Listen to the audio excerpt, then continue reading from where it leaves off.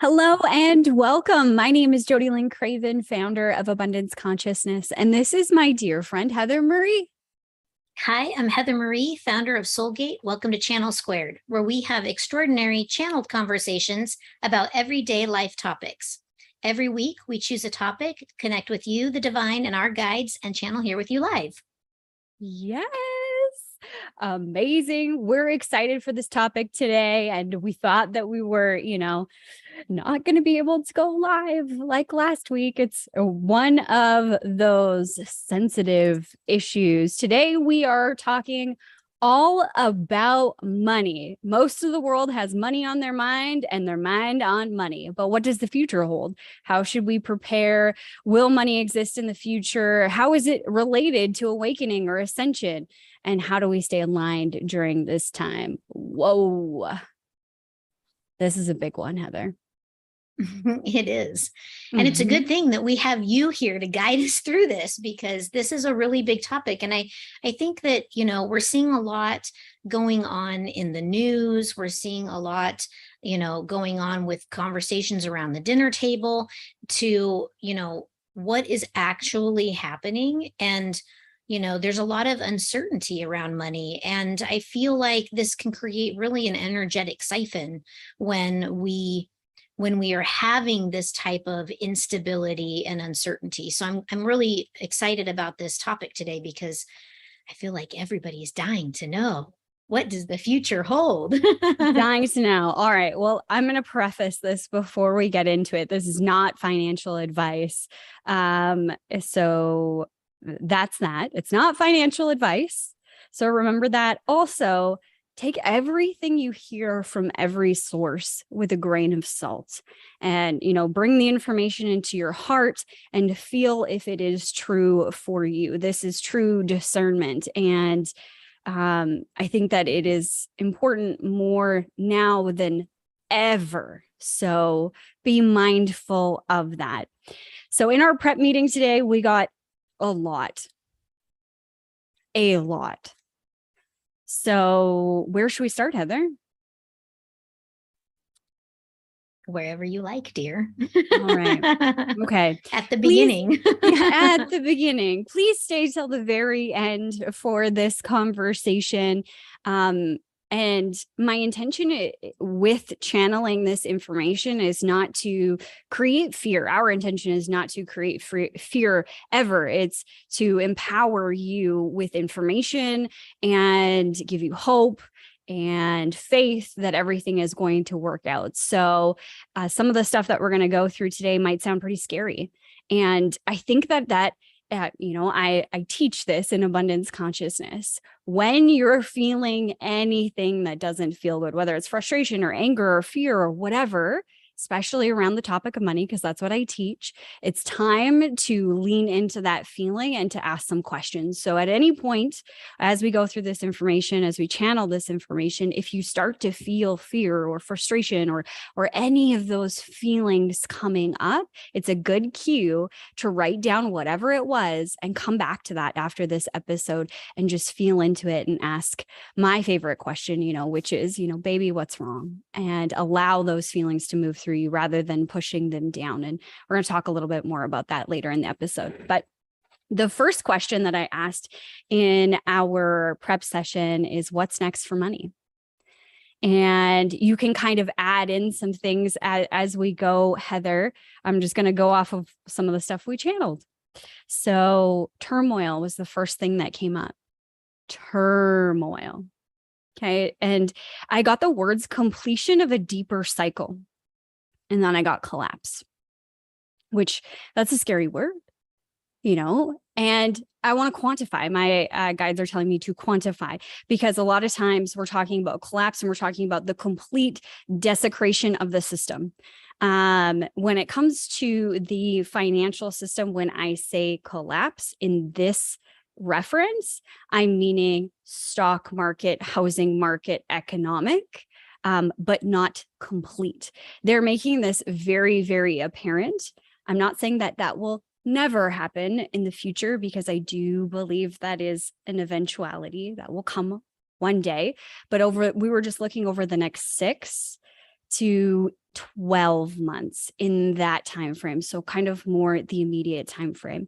So when I asked them more information about the collapse that they were talking about, I asked if it would be similar to 2008, and they were saying yes, and it's going to be harder or rougher than the 2008 collapse. So we're looking at, job loss. We're looking at the housing market coming down, low interest rates eventually, not what we're seeing right now, and the stock market taking a dip or a dive and getting into depression territory. And as soon as they said depression, I was immediately thinking of the 30s.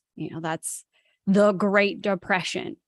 And they said that it will be somewhere in between what happened in 2008 and what happened in the 30s. It will be marginally better, is the words that they used, than the 30s. Some other things that they said is that it was engineered. All of this was engineered. People have been talking about this for years and years and years. Whether you know a lot about what's going on with money, how money is created, the micro and macroeconomic side of things, as well as like fiscal and monetary policy. I said all of those words purposely because most people are like, I'm not smart enough to understand that. Yes, you are. That's a bad belief. You are smart enough to understand all of those things. You've just never taken an interest in understanding them. Okay, so a lot of people in the financial realm have been talking about this engineered collapse, or that eventually the monetary system will collapse because of the amount of money that we're printing right now. So they confirmed that it is being engineered, and we're starting to see this. I want to go back first to how it's going to be better than what happened in the 30s. I think this is a good place to quantify. Yeah, I mean, because, now like most of our viewers, and I'm going to like preface this with say most of our viewers are probably being raised or were raised by people who were raised by the generation that actually lived the Great Depression. So, like my parents were raised by, their parents lived through the Great Depression, and they tend to have more of a save your money, eat everything on your plate, waste nothing sort of mindset, where, those of us that were raised by non-boomers, Xers, my generation, they tend to be more like fluid with money, or they don't really seem to have that sort of like saving mentality. And so I think that it's really good that we're going to talk about this specifically because, if it's not going to be as bad as the 30s, but it's going to be more than 2008, like what could that mean for future generations and how they utilize currency? So I'm just going to throw that out there. I know that that's something that you're going to talk about. Ooh, I think that's so good. Yes, let's definitely come back to that question because my guides are already like, ooh, yes, let's talk about this. So remind me later. The reason why they are saying it's going to be better, if we look at this timeline, is there's going to be a uptick in support from governments. So universal basic income, social programs. It's so interesting. After we channeled this in our prep session this morning at 10 a.m., of course, I turn on YouTube or TikTok or, Instagram or whatever. I can't remember which social media platform it was, to be honest with you. And the headline was, the prime minister of this country, Trudeau, is putting together basically an economic package to help with the inflation. So here it comes. Okay, so there will be that support from governments, and they put an asterisk on this, and they phrased it as a false sense of support. Okay, and this might be a little controversial. But anytime that you take something, you're entering into a contract, there is a benefit and there is also obligations and responsibilities. So they asked, when we were channeling, they mentioned that it's a false sense of support because of what is attached to it, whether it is formally said or it's written in fine print. And the interesting thing is that the more I learn about contracts and the more I learn about commercial process and all of these things, you simply accepting a check from the government is your what we call naked acceptance of their terms and conditions. So you're accepting the benefit and you're also accepting the obligation. So not to scare somebody or anything like that. It doesn't mean that you shouldn't take that money. But being mindful of what you're agreeing to. And if you don't want to agree to all their terms and conditions, how can you take that money and say, thank you for the gift? Maybe write a letter to them. Thank you for the gift. I am accepting this as a gift on your behalf. That was one option. I have a question. A question before you continue about that specifically. So do we always know what the terms and conditions are? Because it seems to me that sometimes that is a little cryptic. We don't know what the terms and conditions are. Okay. And it's kind of a moving target based on your acceptance over and over and over again. So a really good example of this is, this is the one that they're giving me. You have a bank account and they're charging you $5 a month for the service fees. When you signed up for bank account, that's what they disclosed to you. The service fees would be there. Let's say that's the contract that you signed. Well, now they up your service fees and you realize, a couple of years later that your service fees are now $25 a month instead of $5 a month. And that wasn't in your original contract. And, but you've accepted it because you have allowed it to happen over and over and over again. So they could make a case legally that you have accepted it. And here's the proof. So the terms and conditions are not always set out in stone. If you look at your driver's license, you accepting your specific driver's license means that you're going to abide by the rules of the road. If you step back out of the frame and you start thinking about it, who set the rules that you have to, where was the contract that you signed saying that you would go 100 miles an hour or 100 kilometers an hour or whatever the posted speed limit is? Your signature on your driver's license, your application to have one, and then your acceptance of that card. Okay. So when you start thinking about the way the world works in terms of commerce, everything is a contract. Okay. Everything is a contract. So you want to be clear about what you are contracting, what you are saying that you will do for said benefit. They're saying the easiest way to mind your P's and Q's or make sure the I's are dotted and the T's are crossed is to write a letter or to put something on paper for yourself and submit it. You apply for benefits or you receive benefits, all of a sudden the government starts sending you money and you didn't really sign up for it. That's the feeling that I get with this, is that it's not something that you actually sign up for. It is money that they're like, okay, we're putting a stimulus package together because inflation is so high right now. So here's some money for you and for you and for you and for you. When you receive that money, you're also going to get a letter of where it came from and how much it was and all of that stuff. You want to write back what you're willing to have as your responsibilities or your obligations. Okay. And that is a really deep conversation.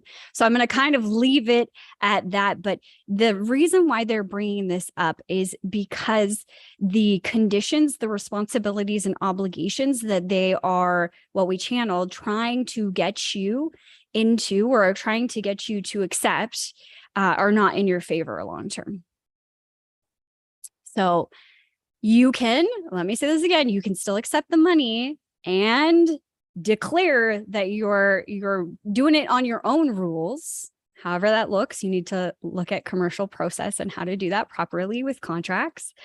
But you can do that. But if you just blindly accept something, you're being put under their thumb, essentially, is what we channeled, that the conditions are not in your favor. And this goes towards the issuance or the bringing forward of digital currency. Okay, so going back to what we were channeling about the collapse, it is engineered as a step towards digital currency. And it was engineered to assume, these are the words that they gave me, to assume control of the majority of resources. Because anytime there is a recession or there is a depression, who gets wealthier? The rich. Yeah. The rich get richer. And the reason is because there's an opportunity. There's an opportunity. There's an opportunity. So there's an opportunity to pick up houses. If you just look at the 2008 financial crisis, when all of that stuff happened, there was a lot of people who foreclosed on mortgages and cars and boats and all sorts of things, right? Mm-hmm. It's an opportunity to buy for pennies on the dollar. See, what they're talking about right now, that they're adding this in, is that we as a society do not understand our money. Our money is a piece of paper that only holds value because you and I, as a collective, believe that it does. It's digits typed in. And when you start learning about the banking system, they use fractional reserve banking, which means you deposit money in, and based on whatever they need to keep, they're able to lend out 10, 20, 100 times whatever you put in there. They just type new digits in. They just create new money on the spot. So it's a lot more illusionary than you realize. It's why, if you have a credit card and you stop paying the payments, they send you to collections, right? And then what do? What does the collection company do? They make you an offer for 10%, 20%, 30%, whatever. Kind of depends on where they think you are. They keep sending you offers until you accept. But if you owed $10,000 and now they're sending you an offer to clear it for $2,000, how can they do that? Because they originally created the money out of nothing. It's interesting, this conversation about like fractional reserve and how the banking system works. And I think it'll be really interesting to see how the banks how they function in this new environment, with all of the bailouts and everything that they've received. So, my husband and I went this week and we opened a local bank account. Mm-hmm. And when we opened the local bank account, they made a point in telling us that they never received any of the bank bailout money in 2008. And they didn't receive any of the stimulus money over like the pandemic timeframe. And they made a big deal out of it. And I thought, this is really interesting. I wonder why they're making such a big deal out of this. And I think that this is going to be who is able to take a stand and who isn't going to be able to take a stand when the collapse actually occurs, right? Because if the bank has received money from the government, that comes with a bailout or a bail-in, right? That there are responsibilities and duties associated with receiving that money, just the same as if we receive that money. And so I thought that was super interesting that this new bank that we are putting our money in is saying we didn't take any money from the government and we will never take any money from the government. And I thought, might be my kind of bank. Definitely. So The way that it works with the bailout system, and I'm just going to give you a kind of a quick and dirty explanation of that, is that the big banks are on a list, and then they have numbers, like they have a specific code. And you've heard the term too big to fail, right? They deem these banks too big to fail. So it's now the government's responsibility to bail them out when they're in trouble.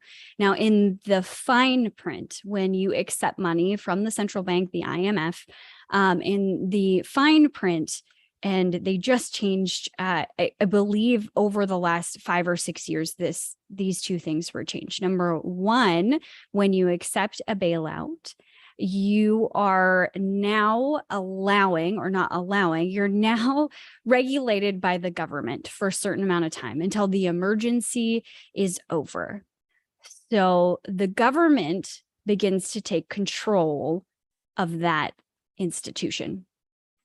And right before or right after 2020, BlackRock, one of the biggest, maybe perhaps the biggest investment firm in the world, dare I say, they now became on the list of top institutions, like considered like a bank that would be bailed out in a crisis, which means if they did take money from the government would have a certain degree of control over their operations until the emergency is over.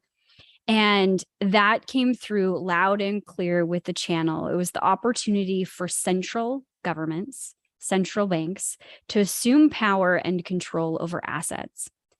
And it's like, okay, well, the government takes over control. What are they going to do? Well, when it comes to BlackRock, I believe it was in 2021, became the largest owner of single family dwellings in the United States. You remember when the WEF said you'll own nothing and you'll be happy? This is a part of the steps towards that. Now, if you're feeling a little fear, I want you to take a breath. Let it go. It's okay. This is an opportunity for the governments to assume power and control of assets as well as resources at a cheap price.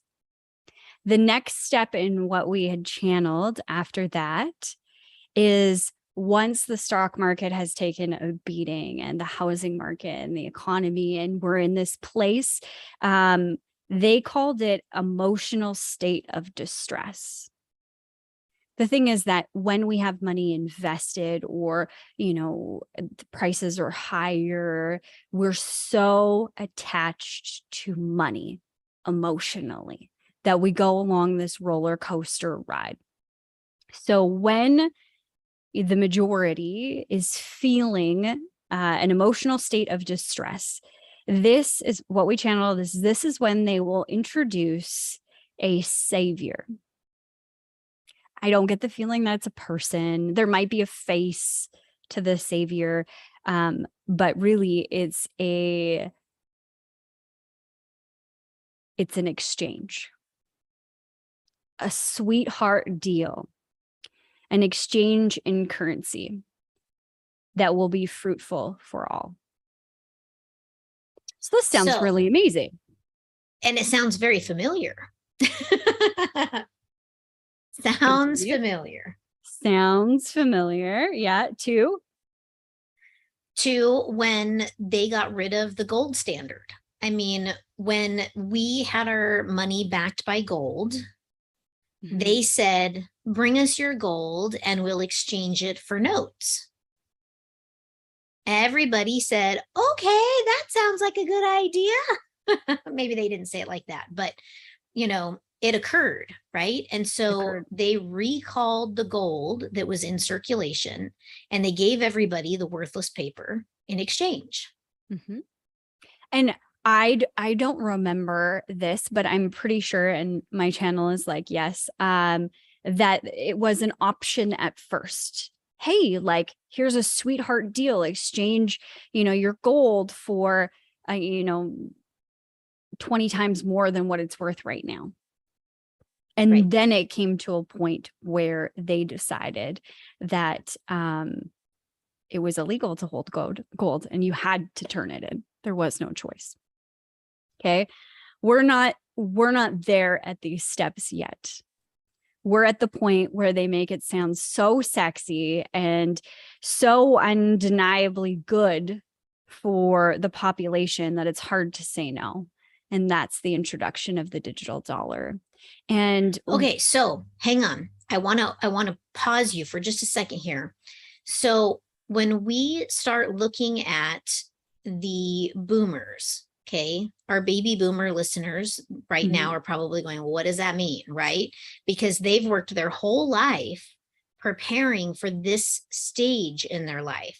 And, you know, when you start looking at their retirement accounts that are getting beat to crap in the stock market, if they're still in the stock market, okay, and their retirement just dwindle so quickly, it just rapidly, you know, just diminishes before their eyes and just evaporates. They're going to go, oh my God, you know, I need to do something. And this is when this is going to be so attractive, because this new currency will come in as, we're going to give you all your money back that you lost.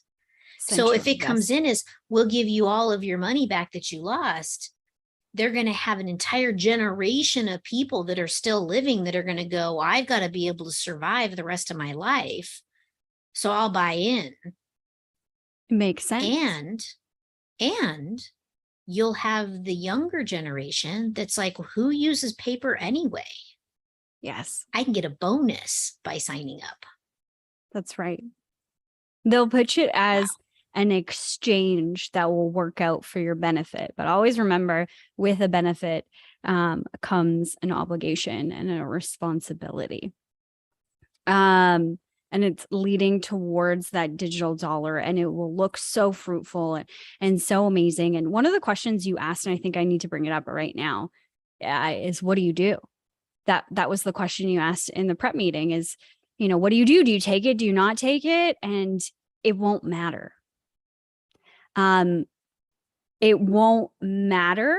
You can take it and be fruitful and get, you know, what you lost in the market. Now, they said in no uncertain terms, the stock market is not going to zero. That is not the crash that we're talking about. That is not within the next 6 to 12 months. But this is a hard hit to the stock market, like 2008, where, you know, the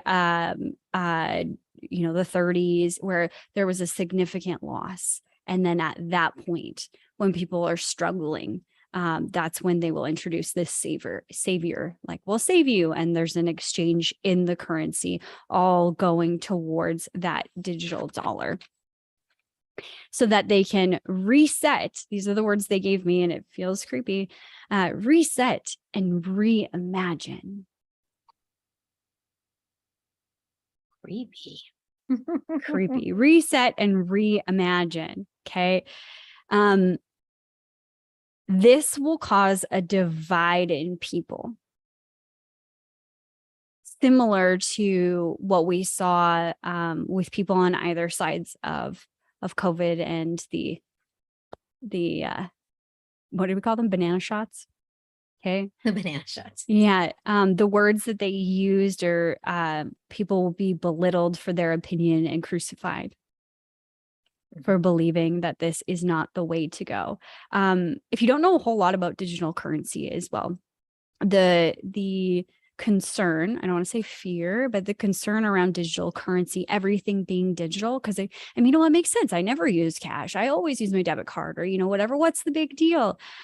When it goes digital in terms of the digital currency, they have real time all of your information, what you're spending money on, what you're not spending money on, how much money you have in your bank account.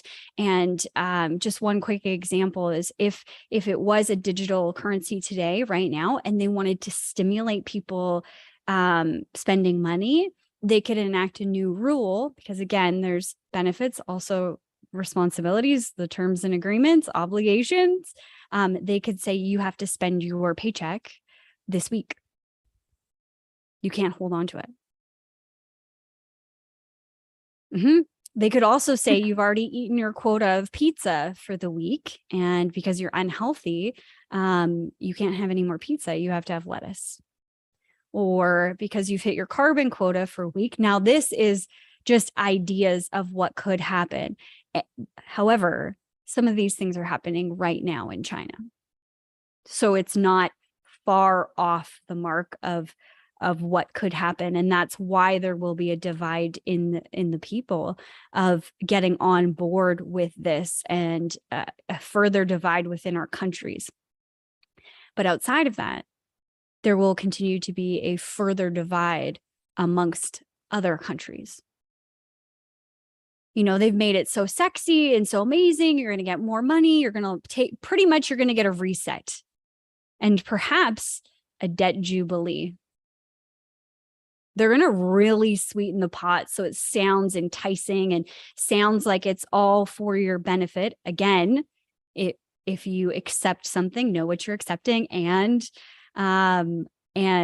set yourself up to be in the driver's seat with the terms and conditions, because every contract is negotiable. Every contract. Okay. So what came next, what we were channeling next, was the countries that didn't get on board, because this isn't just about United States or Canada. This is about a world event. One world currency is what they're driving towards with this digital dollar. So from there, they'll strong arm politicians in other countries, political assassinations, coups. It's happened before. So until they strong arm their way, but there will be a few countries who are a no-go. They will not. And this is the thing that made my heart palpitate, was, okay, so what, then what? What's next? And what we channeled was war. So, okay, pause for 1 second. Everybody take a collective deep breath. I want to go back to an earlier episode that we did. I'm not sure of the episode off the top of my head. I will find it and link it, where we talked about what the future was going to look like. Mm-hmm. And we talked about, at that time, and this was probably close to a year ago that we talked about this. Yeah. We talked about financial systems going down. We talked about economic collapse. We talked about a war resulting, or, combining, contributing to all of this change. And the thing is that while all of this is happening, it's paving the way for what is really to come. Yes. So even though it may sound scary and it may feel scary and your heart may be exploding out of your chest right now, do not fear, because everything has to come to the surface in full transparency in order for it to be seen and cleared away. Yes. So if you look at, just for an example, the vaccine stuff, we're starting to see the clarity, right? And it's all stuff that we've already seen. At least everybody who listens to this channel has already known about it, right? But now we have the transparency, and now people are waking up, and this is how awakenings happen. So don't be afraid. That's right. Please continue. That's exactly what they said about the war. And when I felt into it, it was almost like their plan stopped dead. They assumed, and when I say they, I mean the elites who are behind this, whether you call them Illuminati or Masons or polarity, I don't know what you call them, but we're just going to say they. So their plan was to make this sweetheart deal. Everybody would get on board.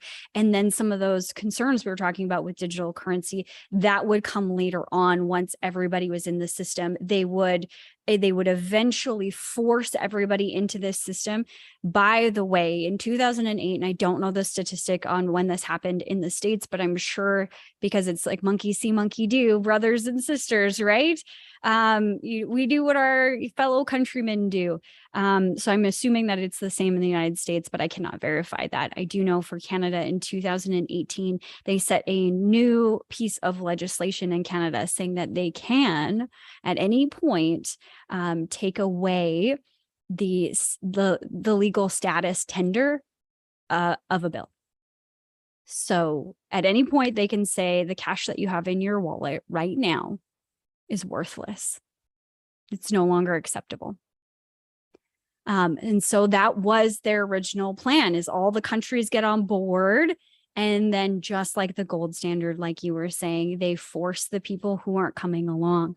What we channeled, though, is that there is pushback from several countries, and they say no, because it's going towards one world government, one world dollar, all of that stuff. They say no, and it creates a war, and this stops them dead in their tracks. And the words that they gave me is, the light will win. The light always wins. And it's exactly what you said, Heather. It's that time of strife, that time of maybe darkness, that people begin to see the light and return to what matters. So the light wins in the end. Okay. Further out from that, this will transform into new earth currency. And I just want to give you a tiny little preview, because Scott asked to describe vibrational exchange and how it works. That is the currency of the future. And to be honest, when I channeled it, I was like, what is this? I started talking about it and was like, I don't really understand the information I received at that time. This is probably 4 or 5 years ago now, is that everybody would have what they needed, and everything would be this community where you give and receive with one another. And I thought, that's so interesting. That sounds so beautiful, but how would it actually work? And I was so locked into my own social constructs, my own belief systems around how things work. But we were actually having a conversation about it the other day. And what began to click for me and how this works is you start to look at nature, like the Canadian geese, right? There's no money. They don't have money. You see them exchange the leadership position in the V very often. I don't know a lot about geese. I'm just when they fly by, I see them, right? They go to the places where there is food. They tell all of their buddies. They take care of each other like a community. And when I asked in this context of over the next 6 to 12 months, what do we do? What is important for us? That was one of their big things. Focus on what you desire and begin to build it. Come back to community. Come back to community. Be mindful of the opportunities around you. It's not just the government or the people like the elites, the people who are rich, who have a lot of money, who have an opportunity to set themselves up for resources or whatever it may be. You could have $0 today and start collecting people who have skills, resources, knowledge, whatever it may be. And maybe you have your friend Joe that does this in your back pocket that's close with you in your community. You start to build these communities. If something happens, or if we need one another, this is what we're committing to one another. Okay.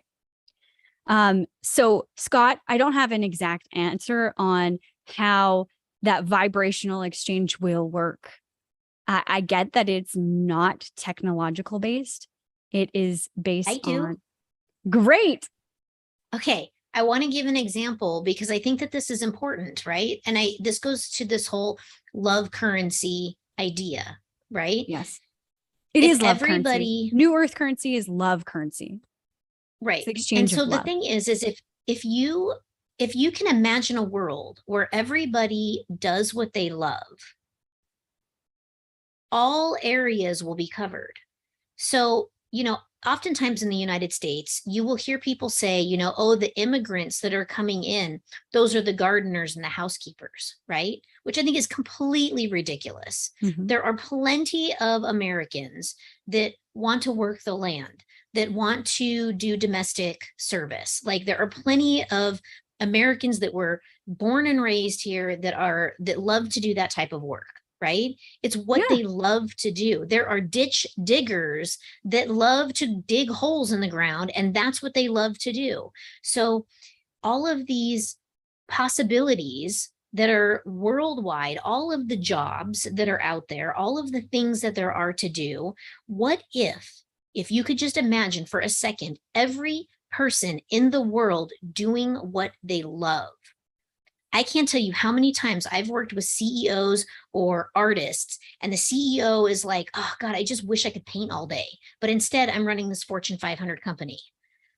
The artist that's like, oh God, I should have listened to my parents and ran that company instead of going to art school. Right. So it's like, what if everybody did what they loved instead of what they thought they should do in order to survive? All of the positions will still be covered. They'll all still be getting done, and everybody will be provided for because everyone's provided for now. The only scarcity comes in because the system has created it. Yes. Because there's an infinite amount of money. They just print Right. more all the time. The reason why we have hunger or any crisis in the entire world isn't because of lack of money. Because over the pandemic, they printed more money than they would need to eradicate hunger around the world. It is not money that is the issue. Right. Yeah.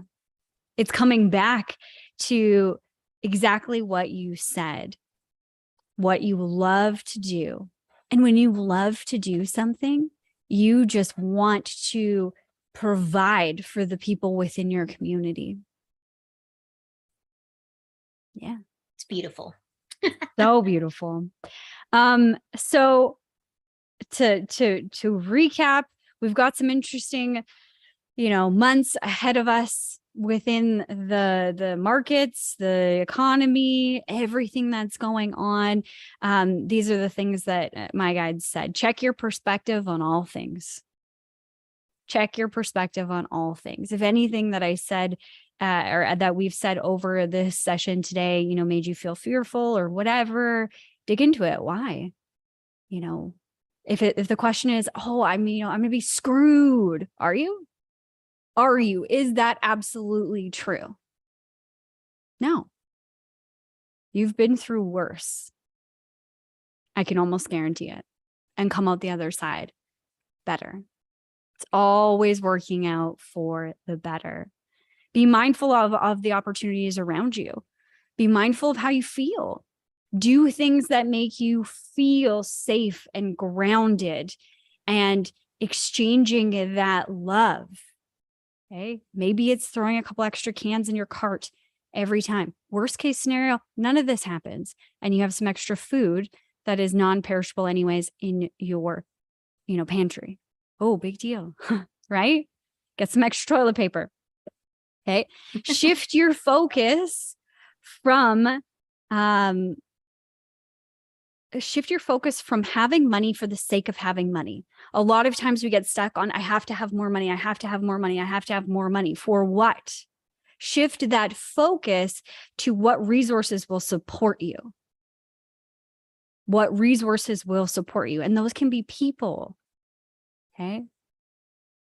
I want to remind the people that are in this conversation right now that you have a lot to bring to the table outside of money. Maybe you have money, maybe you don't, doesn't matter. You have a lot to provide outside of that money conversation, and somebody needs you just like you need somebody. That's what communities are all about. Focus on what you desire. Come back to the community, and your focus, last two things, your focus and energy, obviously, will determine how easy or hard the next few months will be.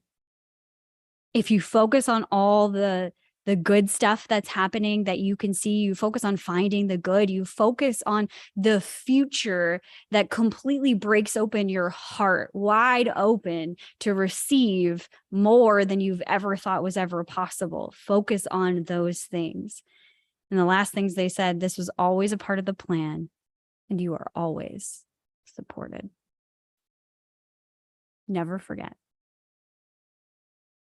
That is amazing. So that was such a wonderful experience. I mean, when we were channeling this information, and I'm so glad that you delivered it so eloquently like you did, because there was a lot to cover in a short period of time. And if you guys are liking this conversation, hit the like button, make sure you're subscribed. These are the types of conversations that we have all the time on this show. And I think that, what we are getting ready to experience is going to be world humanity changing. Humanity will never be the same after what is coming down the pipe. So if you want to, be on the leading edge of the information and what's coming out, make sure you're subscribed to the channel. We'll bring it to you as quickly as we can. And we love you all, and we're so grateful that you're here. Yeah. Thanks for watching.